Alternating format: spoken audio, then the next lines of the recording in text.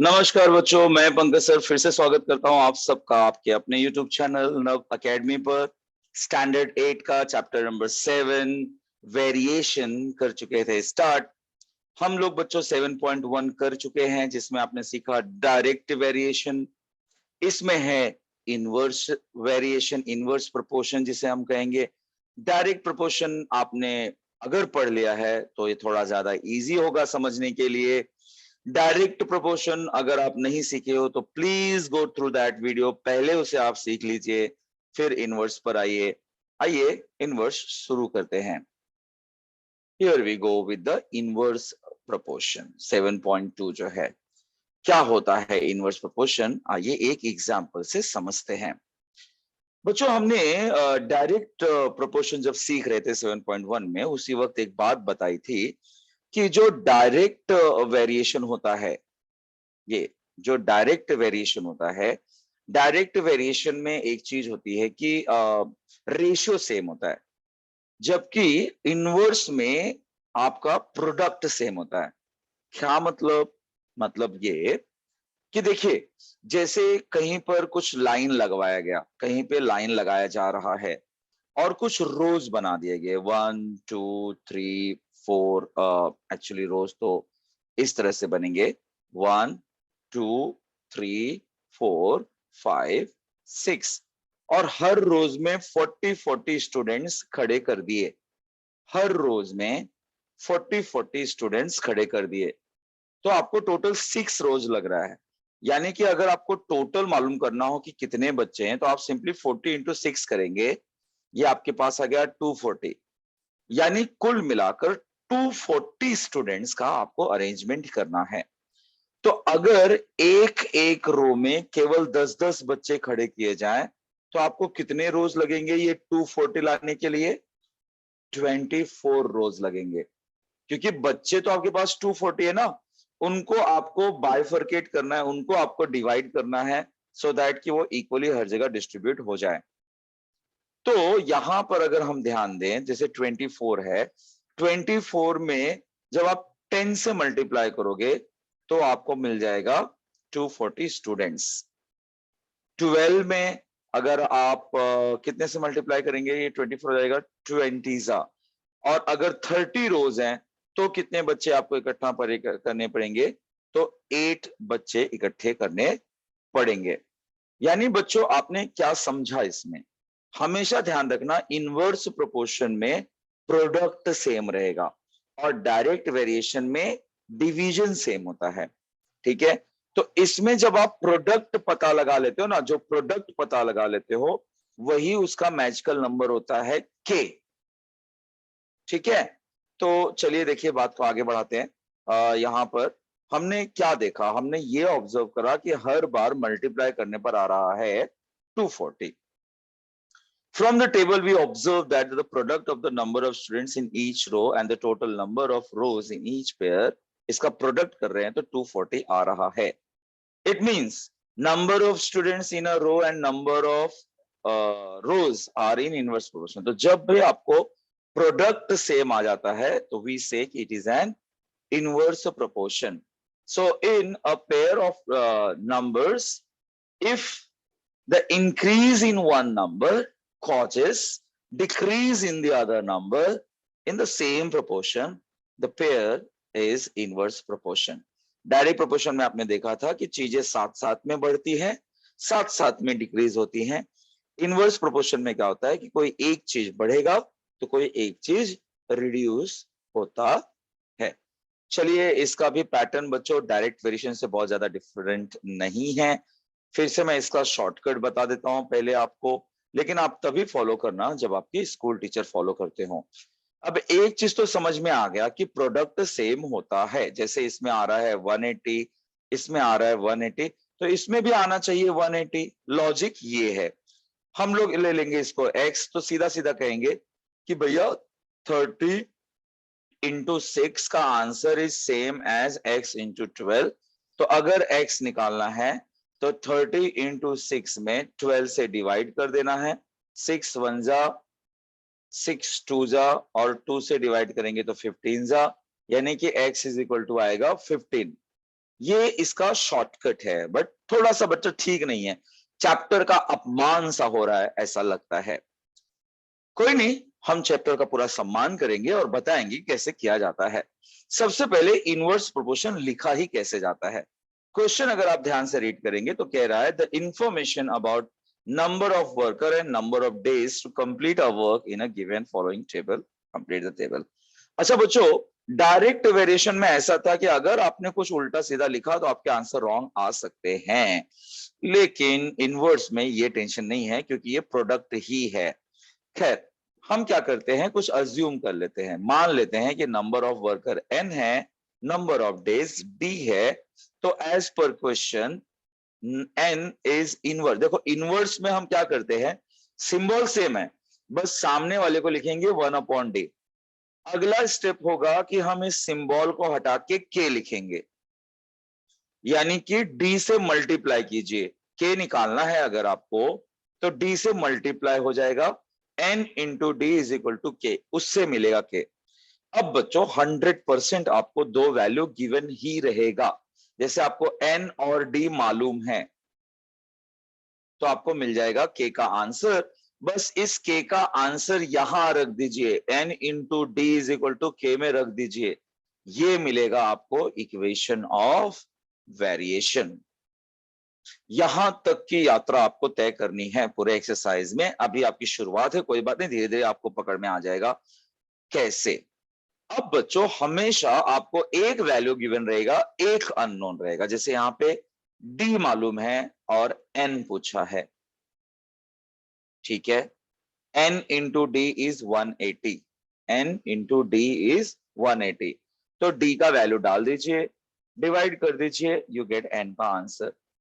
आगे आपको n given है, d पूछा है, इक्वेशन लिखिए, n का वैल्यू डाल दीजिए, डिवाइड कर दीजिए, यू गेट d का वैल्यू।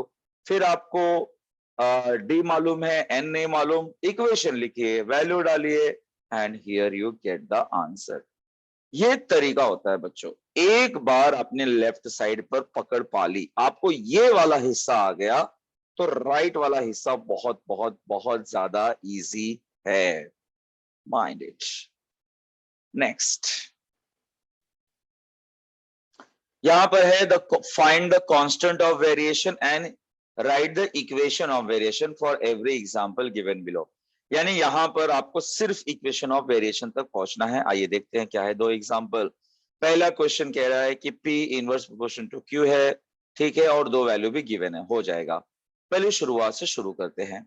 डन, सिंबल हटाइए, के लाइए, Q को यहां पर लाइए, ये आपका हो गया इक्वेशन नंबर 1 कि P इंटू क्यू करने पर ही K आता है। क्या है वो दो वैल्यू, 15 और 4 रख दीजिए, ये आपको मिला K मिला, मतलब आपको कांस्टेंट ऑफ वेरिएशन मिल गया। अब इस K का वैल्यू इसमें रख दीजिए, ये आपको मिला इक्वेशन ऑफ द वेरिएशन। बस यार सिंपल सी बात है, दो वैल्यू गिवन, कांस्टेंट मिलेगा, कांस्टेंट का वैल्यू डाल दो, आपको इक्वेशन मिलेगा। चलिए बच्चों फटाफट इसे करते हैं। क्या कहता है कि Z is inversely proportional to W। पहला काम हटाइए, K रखिए, W को मल्टीप्लाई करिए, ये मिल गया। दो वैल्यू गिवन है, क्या है वो दो वैल्यूज, रख दीजिए, आपको मिल गया कांस्टेंट। इस कांस्टेंट को वापस उसकी जगह पर पहुंचा दीजिए, ये आपको मिला equation. That's it, that's it, that's it. बहुत बहुत बहुत इजी सम है बच्चों। Okay, let's move to number 3। Oh, ये क्वेश्चन क्या मैंने दोबारा लिख डाला? नहीं, इसी में थर्ड सम है। क्या है ये थर्ड सम? जो भी है लिखते हैं, हटाते हैं, के रख लेते हैं, टी स्क्वायर हो जाएगा मल्टीप्लाई, दो वैल्यू गिवन है, s इज इक्वल टू 4 और t is equal to 5। s की जगह पे 4 रखना है बच्चों, t की जगह पे 5, यानी कि 5 का स्क्वायर 25, और ये आ गया 100। k को उसकी जगह पर पहुंचा दो, ये मिल जाएगा आपको इक्वेशन ऑफ द वेरिएशन।